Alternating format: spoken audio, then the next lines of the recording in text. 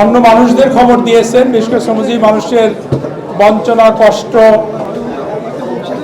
এবং আমাদের খবর আপনারা ছাপিয়েছেন মানুষের জন্য। তাতে করে মানুষের আগ্রহ বেড়েছে। আমরা দেখেছি যখনই আমাদের কমিশন সম্পর্কে একটি প্রতিবেদন ছাপা হয়েছে, একটি খবর ছাপা হয়েছে, সঙ্গে সঙ্গে আমরা প্রচুর আগ্রহ পেয়েছি অন্যদের কাছ থেকে।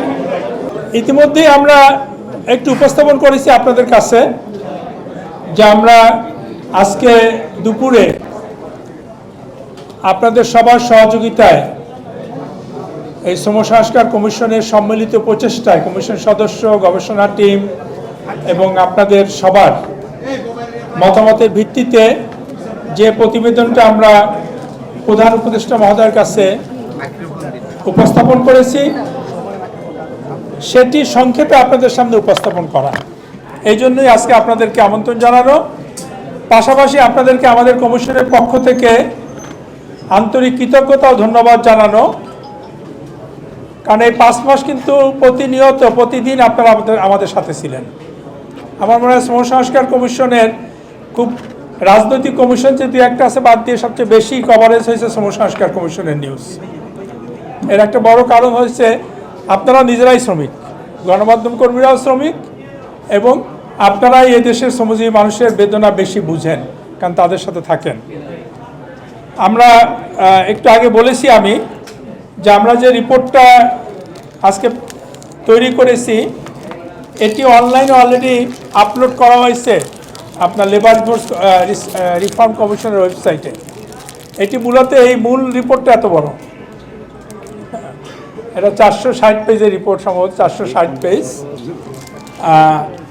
মূল রিপোর্টটার একটু ভাগ আছে, এখানে আমাদের যেমন একটা ভূমিকা আছে ঠিক তেমনি আমাদের একটা সংক্ষিপ্ত সার আছে।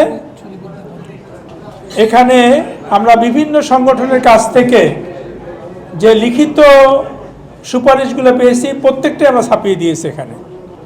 সুতরাং এর 4টি অংশ, একটা আপনারা দেখবেন মূল রিপোর্টে ভূমিকা সহ একটা অংশ যেখানে আমরা ঐতিহাসিক বিবর্তনের কথা বলেছি, আমাদের বঞ্চনা সংগ্রামের কথা বলেছি, আমাদের শিল্পায়নের কথা বলেছি এবং তারপর আমরা একটা সারসংক্ষেপ ছাপিয়েছি। আমরা একটা তারপর মূল সুপারিশগুলো আছে, বিষয়ভিত্তিক মূল সুপারিশ, এলাকা ভিত্তিক মূল সুপারিশ এবং তারপর আমাদের বিশেষ জনগোষ্ঠীর ব্যাপারে আমাদের কিছু সুপারিশ আছে এবং তারপর আপনাদের কথাগুলো আমরা সব ছাপিয়ে দিয়েছি। আমরা একটা সংক্ষিপ্ত সার করেছি, এখানে সুপারিশগুলো থাকবে এবং কিছু বর্ণনা থাকবে। এটি আপনাদের কাছে কিন্তু অনলাইনে চলে গেছে অলরেডি, কিছু কিছু কারো কাছে গিয়েছে, কারো কাছে যাবে এবং এটি আমরা দিয়েছি আমাদের ওয়েবসাইটেও দিয়েছি। আমরা আজকে আপনাদের কাছে বিতরণ করব আমাদের একটা সারসংক্ষেপ, যেখানে আমরা মূল রিপোর্টের সমগ্র রিপোর্টের যে প্রতিফলনগুলো আমাদের সুপারিশে আছে সেই সুপারিশগুলো আমরা তুলে এনেছি। 25টা সুপারিশ এখানে। মূল রিপোর্টের সুপারিশ সংখ্যা আমরা গুনতে পারিনি কারণ অগণিত এবং এর মধ্যে আবার ভাগ আছে, কিন্তু এখানকার যে প্রতিফলনগুলো সেগুলো হচ্ছে 25টা সুপারিশ। এই 25টা সুপারিশই আমরা আপনাদেরকে বিলি করব, কিন্তু তার আগে আমি একটু বলতে চাই যে আমরা যদি কয়েকটা ভাগ করি এই সুপারিশগুলো তাহলে সেটা আপনাদের জন্য সুবিধা হবে যে আমাদের মোটা দাগে আমরা কোথায় কোথায় উপস্থাপন করার চেষ্টা করেছি। আপনারা আমাদের চেয়ে আপনারা ভালো জানেন যে বাংলাদেশের শ্রমজীবী মানুষ সিংহভাগ মানুষই অরক্ষিত। এটা কি শোনা যাচ্ছে? সুতরাং তাদের কথা বিবেচনা করে আমরা দুটো মূল ভিত্তি ধরেছি, একটি হচ্ছে সার্বজনীনতা, আরেকটি হচ্ছে বৈষম্যহীনতা। যে যা কিছু হোক ন্যূনতম মানদণ্ড যেন সবার জন্য নিশ্চিত থাকে আইন দ্বারা, এবং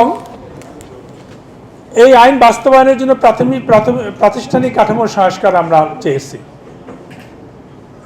তার মধ্যে একটা হচ্ছে যে আমরা একটা স্থায়ী শ্রম কমিশনের দাবি করেছি। আমরা শ্রম মন্ত্রণালয়ের যে দুটো অধিদপ্তর আছে সেটাকে 4টি করতে বলেছি। একটি হচ্ছে কর্মসংস্থান মন্ত্রণালয় অধিদপ্তর, কারণ যদিও নাম শ্রম কর্মসংস্থান মন্ত্রণালয় কিন্তু তাদের কর্মসংস্থান কোনো অধিদপ্তর নেই, এবং দক্ষতা উন্নয়ন ছাড়া, শোভন কর্মসংস্থান নিশ্চিত করা ছাড়া শ্রমিক অধিকার নিশ্চিত হবে না, শিল্পায়নও হবে না। আর আমরা বিশেষ করে একটি সামাজিক নিরাপত্তা অধিদপ্তর তৈরির কথা বলেছি, যার মাধ্যমে প্রাতিষ্ঠানিক অপ্রাতিষ্ঠানিক সকল শ্রমিকের জন্য কোনো না কোনো সামাজিক নিরাপত্তার একটা ব্যবস্থা থাকবে। এবং এই কমিশন কোথাও বৈষম্যর ব্যাপারে অভিযোগ নিতে পারবে, কোথাও সরকারি দপ্তর যারা শ্রমিক যদি অধিকারের প্রতিকার না পায় সে ব্যাপারে অভিযোগ আনতে পারবে। আমরা একটা জাতীয় সামাজিক সংলাপ ফোরাম করার কথা বলেছি। এটি হচ্ছে প্রাতিষ্ঠানিক।